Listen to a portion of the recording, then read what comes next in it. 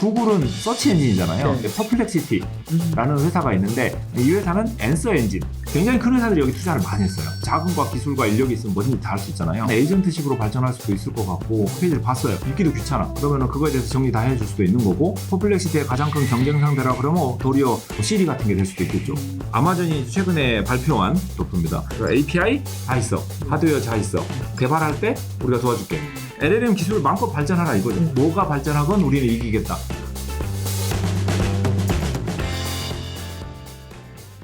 저희가 계속 AI 관련해서 지금 빅테크만 봤잖아요. 네네.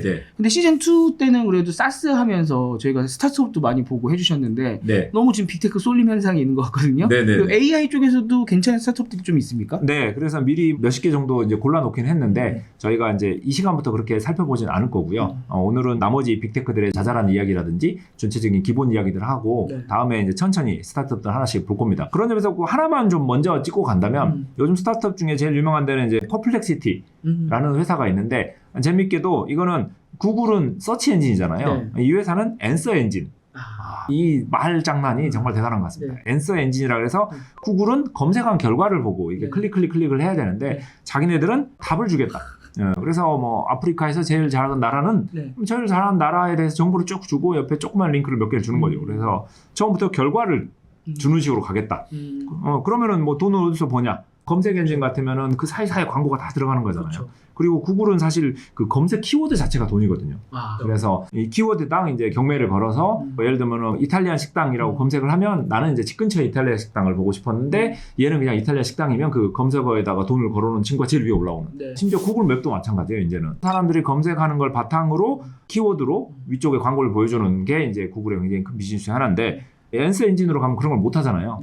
그런 점인데 돈을 풀 방법은 또 있습니다. 다 프로 버전이라 그래서 돈을 더 내면은 좀 더 고급스러운 버전을 준다든가 사업적으로 이용한다 그러면 그 사업에서 회사에서 쓸 때는 또 새로운 기능을 준다든가 등등. 이걸 통해서 데이터들이 많이 쌓이면 회사들에 맞춰서 B2B도 할 수도 있을 것 같아요. 그 회사 업무용으로 다시 만들어준다든가 이 기반 기술을 사용할 때가 되게 많을 것 같아요. 구글 같은 경우에는 덩치가 너무 크고 그 덩치 큰 것 자체가 파워잖아요. 전 세계 모든 인터넷 정보를 다 가지고 있다.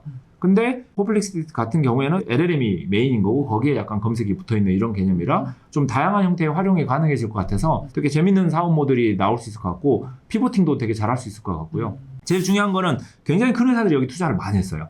그래서 자금이 많기 때문에 자금과 기술과 인력이 있으면 뭐든지 다 할 수 있잖아요. 그래서 꼭 뭔가 큰 거 한 방 터뜨릴 것 같은 그런 회사로 지금 예의주시하고 있습니다. 프로 버전 있지 않나요? 구독 모델? 네, 이미 있습니다. 있죠. 네네. 돈 버는 거는 이제 시도를 계속 하고 있는 것 같은데 예를 들어 쇼핑 검색 같은 걸 하게 된다고 하면은 나중에 상품 추천을 슬쩍 하면서 광고를 또 할 수도 있는 거잖아요. 그럴 수도 있겠죠. 네. 예를 들면 앤서 엔진이 아니라 라이프 엔진 같은 식으로 해서 저희가 필요한 모든 거를 여기서 해결할 수 있지 않을까. 에이전트식으로 발전할 수도 있을 것 같고 이번 달 겨울에 눈 좀 안 올 때 제주도 가는 싼 비행기표 언제 사? 뭐 이런 거 같은 거 물어본다든가 활용도는 다양할 것 같아요. 근데 구글은 기본적으로 방향이 방금 그런 거에 대답하는 엔진은 아니잖아요. 근데 얘는 그걸 할 수 있을 거니까. 그래서 본인의 파워가 커지면 다른 파트너들과 연관해서 다른 형태로도 매출은 충분히 낼 것 같은. 그래서 결국 기술력의 문제인 것 같아요. 또 퍼플렉시티가 좋은 점 중에 하나는 자기네 뭐 LLM 갖고 하는 게 아니라 여러 LLM을 선택해서 골라서 쓸 수 있게 만들어주잖아요. 네네. 자기가 선택권이 있다는 것도 좀 좋더라고요. 근데 여기서 퍼플렉시티의 가장 큰 경쟁 상대라 그러면 도리어 뭐 시리 같은 게 될 수도 있겠죠. 저희가 무슨 띄워서 뭔가를 물어보느냐, 아니면 그냥 목소리로 뭘 물어보느냐, 아니면 이게 OS에 내장돼 있느냐, 아니면 내가 웹브라우저에 가서 어디 가서 물어보느냐. 결국 웹브라우저에 주소창에다가 요즘은 다 서치를 하잖아요. 예전에 안 그랬거든요. 옛날에는 그걸 지원 안 했어요. 기억나실지 모르지만 아주 옛날에는 브라우저 URL은 URL이고 그 밑에 검색 엔진을 가서 타이핑을 해서 검색했다고요. 그렇죠. 근데 크롬이 나오면서 구글을 검색 엔진을 하고 엣지가 빙을 하는 뭐 이런 식의 개념이 됐기 때문에 디폴트 서치 엔진의 파워도 있거든요. 그래서 퍼플렉시티와 비슷한 거를 OS 단에서 할 수도 있는 거고 브라우저 단에서 할 수 있고 온 디바이스처럼 디바이스를 가지고 있는 것도 파워인데 브라우저를 가지고 있는 것도 파워거든요. 그래서 저는 애플 인텔리전스로 온 디바이스를 했듯이 그 다음에 제일 빨리 온 디바이스를 할 게 누굴까라면 도리어 저는 크롬 브라우저가 될 거라고 생각하고 있어요. 그리고 이게 이제 구글의 큰 승부수가 된다고 생각하는데 지금 보고 있는 웹페이지에 대해서 일을 해주는 거죠.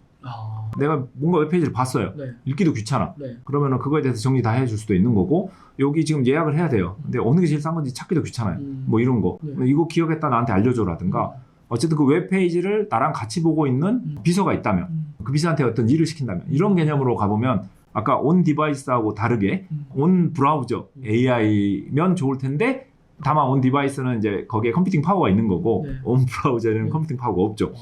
그래서 크롬 밑에 누가 그 LLM을 제공해 줄 거냐 싸게 요게 문제가 있겠죠. 근데 퍼플렉시티는 어쨌든 브라우저 윗단 디바이스 위에 OS 위에 브라우저 위에 있는 근데 어쨌든 기능적으로는 되게 열심히 하고 있고 먼저 가고 있고 잘하고 있고 네. 네. 한국에서는 많이 안 쓰고 있긴 합니다만 그래도 한국어는 지원하더라고요. 한국어는 살짝 약한 것 같기는 한데 그래서 저는 퍼플렉시티보다는 그냥 챗GPT 안에서 물어보는 걸 더 선호하긴 하는데요.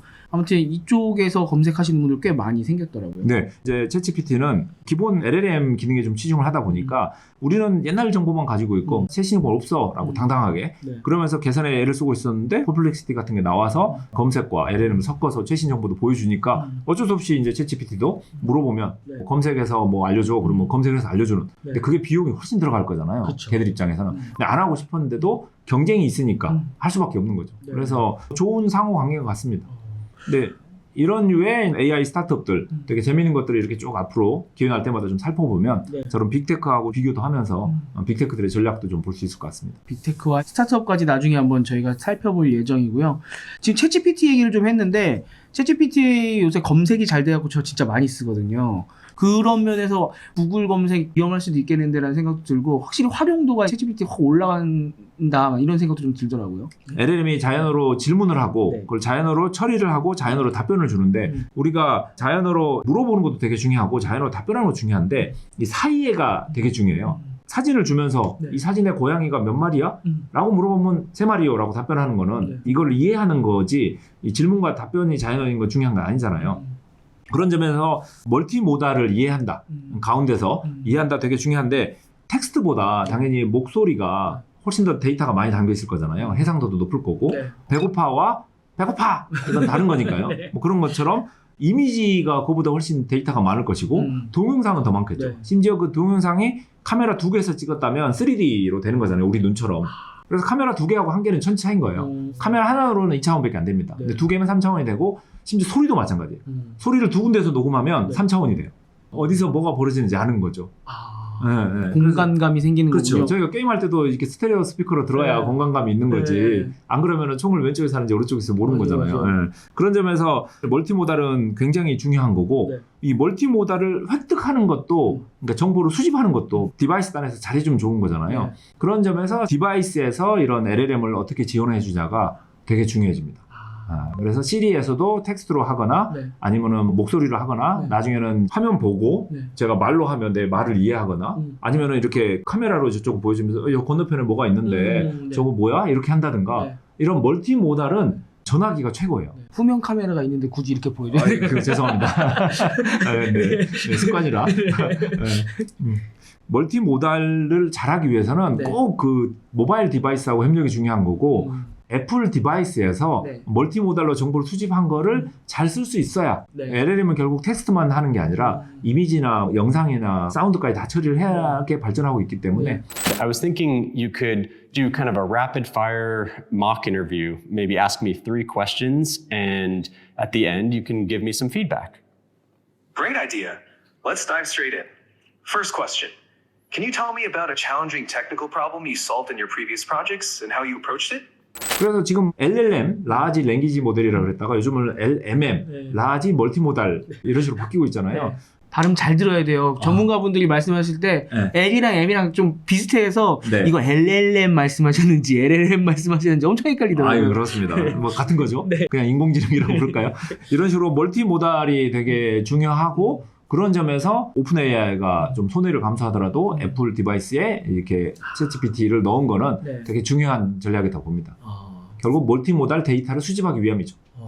그 다음에 이어서 좀 여쭤볼 게 각 기업들 모델에 대해서 이제 쭉 말씀을 해주셨을 때 애플도 이번에 애플 파운데이션 모델 만들고 다 각자 만드는 것 같은데 자기네가 만들어서 자기네 혼자 쓰는 경우도 있고 아니면 이제 오픈 소스로 공개하는 경우도 있잖아요. 저번에 왜 메타는 오픈 소스로 하냐라고 여쭤봤을 때 오픈 소스가 나중에 결국은 힘이 될 수 있다, 나중에 더 클 수 있다 말씀해 주셨잖아요. 지금 저희가 빅테크를 쭉 살펴보고 나서 이 LLM에 대한 키워드별로 좀 살펴보고 있는데, 그러니까 멀티모달도 굉장히 중요한 키워드라면 오픈소스도 굉장히 중요한 키워드입니다. 특히 데이터가 엄청나게 많아지고 컴퓨팅 파워가 많아짐으로써 계속 성장하고 있잖아요, 지금 LLM이. 결국 엄청난 혁신은 모델 자체에서 나올 수밖에 없거든요. 이게 아무래도 혼자 만들 때보다 오픈소스로 해서 다른 회사들이 같이 보고 또 세상에 온갖 대단한 인간들이 다 붙어갖고 보는 거랑 다르거든요. 여기서 재밌는 건 이제 오픈소스도 보면은 AWS가 되게 좋은 예가 될 것 같은데, MySQL이라는 오픈소스가 있으니까 그 사람들이 많이 썼어요. 아마존이 그걸 가져다가 아마존 오로라라고 되게 좋은 DB를 만들어서 그걸 비싸게 팔아요. 그러면 사람들이 이제 비싼 돈 내고 그걸 쓸 수도 있겠죠. 이걸 보통 이제 클라우드 매니지드라고 부르고, 근데 나는 돈이 없어. 그러면은 그냥 아마존에서 기계만 빌려가지고 내가 MySQL 설치해서 써요. 이걸 이제 클라우드 언매니지드라고 해서 우리가 직접 쓰고, 아니야 나는 아마존 못 믿겠어, 내가 직접 다 할 거야, 그리고 집에 컴퓨터 설치하고 하면 이제 온프라미스 해서 직접 다 하는 거죠. 근데 약간 틈새 시장으로 야 MySQL 그래 네가 설치해서 쓰고 싶으면 이해하겠어. 왜냐면은 오로라 같은 경우는 아마존이 많이 바꿨어요. 자기네 입맛에 맞춰서 바꿨기 때문에 만약 오로라를 쓰다가 갑자기 어떤 이유 때문에 다른 데로 이사를 가려고 그러면은 일이 너무 큰 거예요. 뭐 그런 이유라도 MySQL 쓰고 싶으니까 그거 우리가 직접 설치해서 해줄게. 그래서 어떻게 보면 클라우드 매니지드에 아마존 오로라가 있지만 클라우드 매니지드에 그냥 MySQL도 있는 거예요. 네가 직접 설치해 쓰지 말고 우리가 설치해서 다 관리해줄게. 되게 중간 틈새 시장인 것 같아도 이게 또 커요.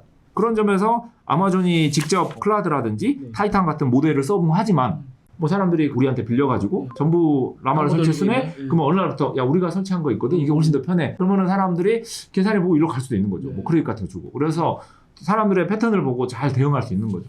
그래서 결국 오픈소스들이 그런 식으로 발전을 할 거고, 이 맥락에서 아마존이 최근에 발표한 도표입니다. 아마존이 최근에 발표한 생성 AI에 대한 전략을 보면 방금 저희가들이 쭉 다 봤던 것들이 다 섞여 있긴 한데, 첫 번째는 아마존 베드락이라 그래서 자기네들 모델들이나 오픈소스 모델들 같은 거 다 넣어놓고 이 중에 아무거나 편하게 써. 대신 이제 한 번에 불러서 다 쓸 수 있는 거죠. 중간에 갈아 끼기 되게 편하게. 심지어 여러 개를 부를 수도 있고. 뭐 예를 들면은 메일을 요약을 해야 되는데 한 번에 하나씩 왔다 갔다 하는 게 불편할 수도 있고, 동시에 여러 명한테 물어보면 더 빠를 수도 있는 거잖아요. 그런 식으로 여러 개를 사용할 수도 있는데 아마존 베드락 같은 거를 활용해서 여러 개를 되게 편하게 쓸 수 있도록 해주고, 그 다음에 이제 두 번째 전략이 EC2, 결국 아마존에서 저희가 이제 컴퓨터를 빌려서 쓰는 거죠. EC2 같은 게 이제 트레이니움과 인퍼런시아 같은 게 들어가 있는. 원래 EC2라는 게 컴퓨팅 파워 빌려 쓰는 거예요? 맞아요. 네, 맞습니다. 이런 거 학습시키고 할 때 사람들이 필요한 걸 쓰라는 거죠. 그래서 아마존 베드락 같은 경우에는 있는 거 그냥 다 쓰는 거고, 요거는 우리가 직접 트레이닝 시키고 인퍼런스 할 때 라마 같은 걸 쓴다든가 이런 식으로 할 때 이걸 써라 라고 모든 경우를 다 지원하는 거죠. 근데 이 와중에 세 번째가 좀 의외인데, 아마존 코드 위스퍼러라고 나왔고, 이거 이제 이름이 바뀌었어요. 지금은 아마존 Q 디벨로퍼라고 이름이 바뀌긴 했는데, 개발할 때 깃허브 코파일럿처럼 코딩할 때 도와주잖아요. 코딩할 때 도와주는 거를 아마존도 만든 거예요. 생성 AI의 전략 중에 하나인 거죠. 이 생각해보면은 갑자기 아마존이 여기서 이걸 할 이유가 없어 보이잖아요. 그러니까 마이크로소프트는 원래 깃허브를 갖고 있었으니까 깃허브 코파일럿을 만든 거잖아요. 그 아마존은 왜 그런 거예요? 인텔리제이라든지 뭐 이런 데 쓸 수 있어서 그런 건데, 마이크로소프트는 윈도우가 있으니까 윈도우용 개발 툴이 있는 거고, 비주얼 스튜디오, 비주얼 코드, 그리고 거기에 이제 코딩을 많이 하니까 깃허브 코파일럿 같은 걸로 도와주는 되게 중요한 건데, 이건 프론트엔드 이야기인 거고, 백엔드는 다 AWS 쓴다고 생각했을 때 그 백엔드 코드를 어떻게 하면 잘 만들 수 있을지, 뭐 내가 실수한 건 없을지, 그리고 만약에 이게 아마존을 쓴다면 아마존하고 잘 연결을 했는지, 내가 최대한 잘 활용했는지, 그거를 깃허브 코파일럿도 꽤 알겠지만 아마존이 더 잘할 거잖아요. 그리고 깃허브 코파일럿이 백엔드 코딩을 도와준다면 아마 이러겠죠. 애저를 쓰세요. 그죠. 애저를 쓰세요. 그래서 아마존이 코드 위스퍼러를 잘 만들어서 백엔드 코딩할 때는 이걸 같이 써. 그러면 당신은 아마존 제일 잘 쓰게 될 거야. 사람들이 이걸 써서 뭘 할 수 있을까를 계산해서 나온 결과가 이거라는 게 놀라운 거예요. AWS를 쓰는 개발자들이 훨씬 더 AWS를 잘 쓸 수 있도록 코딩하는 옆에서 코파일럿으로 도와주자라고 이걸 만든 거죠. 그래서 역시나 B2B로 돈을 버는군요. 네, 이게 전략적인 게 되게 재밌는 것 같아요. 이 세 개가 아까 말하자면 XYZ 같은 개념인 거예요. 그래서 API 다 있어, 하드웨어 다 있어. 개발할 때 우리가 도와줄게. 전혀 다른 것 같지만 잘 묶여가지고 아마존의 LLM에 대한 좋은 전략을 보여주는 것 같습니다. 그래서 애플과 함께 유망한 회사로 네. 아마존을 꼽으신 게 네. 이게 LLM이 그렇게 잘 나가 많이들 개발하실 거죠. 우리한테 와서 개발하세요. 이제 네. 이렇게 다 서비스 해주고 있는 그렇죠, 거군요. 그렇죠. 결국 거인의 어깨에 올라타 네. 본인도 거인이지만 네. LLM 기술을 마음껏 발전하라 이거죠. 하지만 우리는 뭐가 발전하건 우리는 이기겠다. 승부를 하는 게 아니라 그 승부 뒤에서 이긴 사람 손잡으면 되는 그림으로 애플도 그렇고 아마존도 그렇고. 저희가 이제 LLM이라는 서비스가 나왔을 때 만약 아파트 뭐 주택이라고 치면은 완성된 아파트 주택만 생각을 했었는데 아마존은 뒤에서 건물 지으실 거면 저희 걸로 지으세요 하고 그냥 그렇게 돈을 벌고 있군요. 네, 더 놀라운 거는 이거를 밖에 크게 발표를 안 했어요. 그래서 방금 아마존 베드락이나 뭐 네. 트레이니움, 인프런시아, 코드 위스퍼 같은 걸 못 들어오신 분들이 훨씬 많을 거예요. 근데도 실제로 쓰는 사람들은 많단 말이에요. 그러니까 이게 놀라운 거죠. 조용히 스며드는 개발자들의 삶 속에 스며들고 있는 거죠, 아마존이. 그럼 개발자로서 이런 거를 아시게 되는 거는 보통 그래도 개발자 상대로 아마존이 광고를 해서 알게 되는 겁니까? 아니면 당연히 AW 쓰다 보니까 이런 게 있네 해서 쓰게 되는 겁니까? 내부에 이런 기술 블로그에 이런 게 계속 올라옵니다. 그러니까 밖에다가 막 애플 인텔리전스처럼 우와 크게 이렇게 하지는 않지만 네. 신기술은 계속 발표하고 뭐 뉴스텐트 하고 그러니까 개발자들 중에 이쪽 관련된 사람들은 이제 좀 알죠. 그리고 실제로 저희가 엔비디아 GPU를 써서 아마존에서 학습을 하고 있었다면 뭐 어느 때부터인가 다른 거 나왔는데 이것 쓰면 더 싸고 좋아 이런 식으로 자연스럽게 정보가 필요한 사람들은 접근할 수 있도록 발표를 해주고 있죠. 근데 그래도 일반적인 사람들을 대상으로 크게 발표는 절대 안 합니다. 굳이 쓸데없는 돈을 쓰는 거군요, 그거는. 그렇죠. 뭐 필요한 사람들 와서 쓸 테니까. 네. 저 같은 사람이 알 필요가 없는 거잖아요. 개발하지 네, 네, 네. 않는데. 네.